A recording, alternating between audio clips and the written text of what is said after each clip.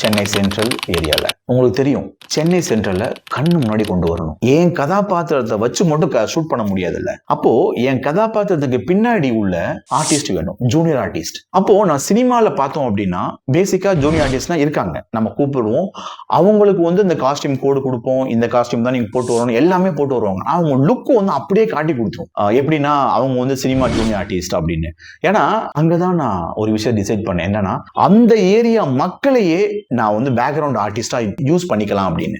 ஆனா ஒரு விஷயம் நானும் என் டீம் பயந்தோம். ஏன்னா அவங்களுக்கு பேசிக்கா சினிமா தெரியாது. அந்த மக்களை கூப்பிட்டு நம்ம நடிக்க வச்சோம் அப்படின்னா ஒண்ணு பேசுவாங்க, சிரிப்பாங்க, ஏதாச்சும் ஒண்ணு பண்ணுவாங்க அப்படின்னு.